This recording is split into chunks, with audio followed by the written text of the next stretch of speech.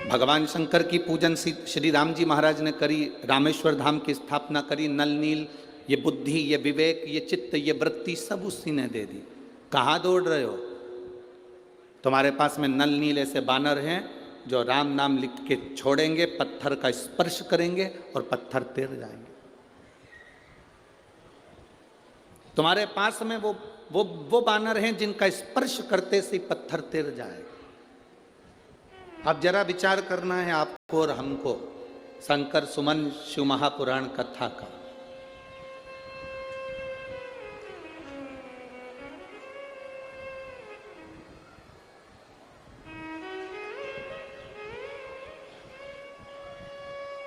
ये हमारे जीवन की पहली ऐसी कथा है का नाम हमने नहीं रखा है। ये हमारे जीवन की पहली कथा है जिसका नाम ददरउआ सरकार ने रखा है शंकर सुमन शिव महापुराण का। शिव कृपा जब होती है तब जीवन का एक आनंद प्रकट होता है।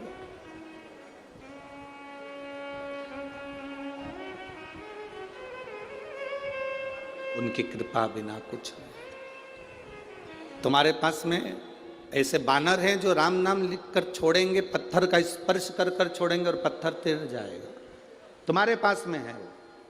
शंकर जी ने श्री राम जी से कहा, आप मेरी पूजन करे, वो मार्ग बता दिया भोलेनाथ जी। भोलेनाथ जी करते क्या है? मार्ग बताते। शिव करते क्या है? केवल मार्ग बता देते कि आपको किस मार्ग पर चलना है, आपको कैसे फल मिल सकता है, आप कैसे सफल हो सकते हो, ये शिव बता सकते हैं।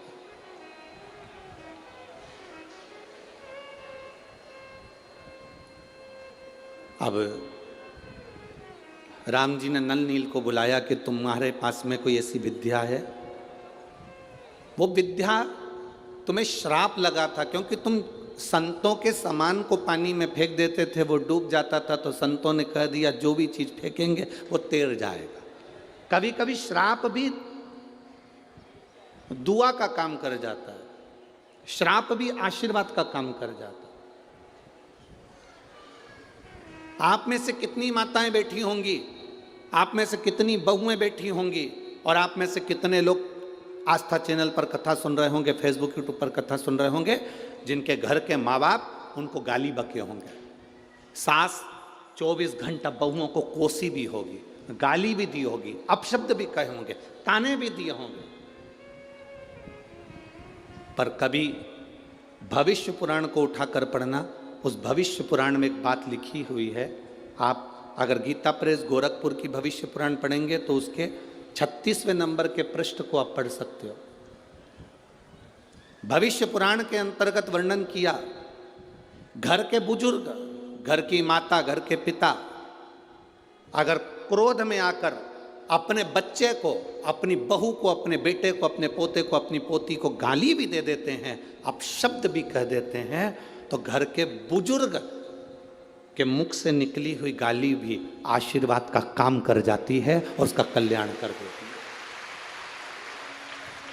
अब आप में से कई ऐसे भी होंगे, अगर सास ने गाली बक की तो तुम पलट कर गाली बक दी है। उसने अपशब्द कहा, तुमने अपशब्द कह दिया।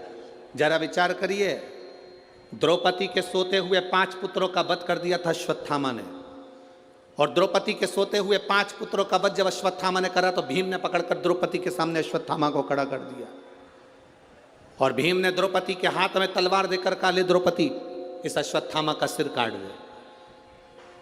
द्रौपदी इस अश्वत्थामा का सिर काट दे। द्रौपदी कहती नहीं नहीं, मैं अश्वत्थामा का सिर नहीं काट सकती। द्रौपदी, इसने तेरे पुत्रों को मारा, तू इसको मार दे। द्रौपदी हंसकर बोली, स्वामी इसने मेरे बेटे को मारा तो क्या मैं इसको मार दूंगी?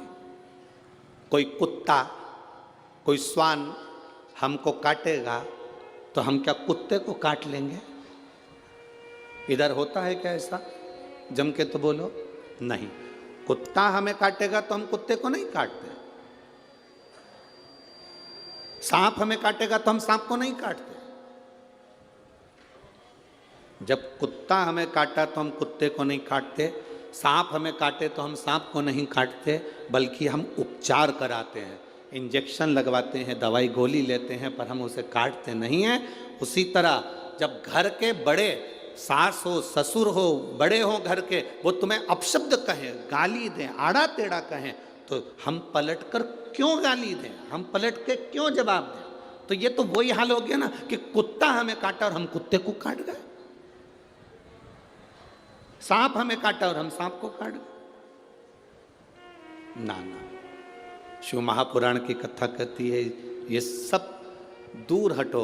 अगर तुम्हारे घर के बुजुर्गों ने तुम्हें अपशब्द कहा, तुम्हारे घर के बड़ों ने तुम्हें अपशब्द कहा, तुम्हारे घर के बुजुर्गों ने तुम्हें ताना दे दिया, आड़ा टेढ़ा कह दिया, गाली दे दी, अपशब्द कह दिया, कोई बात नहीं। घर के बुजुर्गों की गाली भी, अपशब्द भी कभी कभी हमारे जीवन को मार्ग बना देती है। ये नल नील के साथ हुआ। नल नील को श्राप दे दिया संतों ने। हम तुम्हें श्राप देते हैं, छोटे छोटे से नल नील संतों का सामान उठाकर पटक देते थे, संतों का सामान पानी में डाल देते थे, उनके पलंग, उनके गादी, तकिया, जो भी सामान होता था, उनका कुशा वगैरह सब पानी में डाल देते थे। तो संतों ने श्राप दे दिया, तुम जो चीज पानी में डालोगे वो तैरेगी, वो डूबेगी नहीं।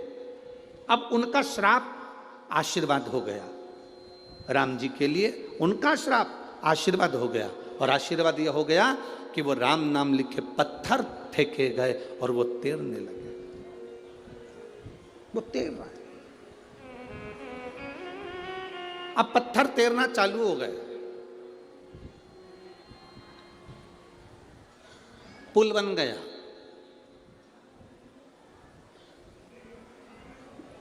जब अपने गांव का पुल इतनी जल्दी नहीं बनता, जरा विचार करो रे, जरा विचार करना, अपने शहर का पुल इतनी जल्दी नहीं बनता।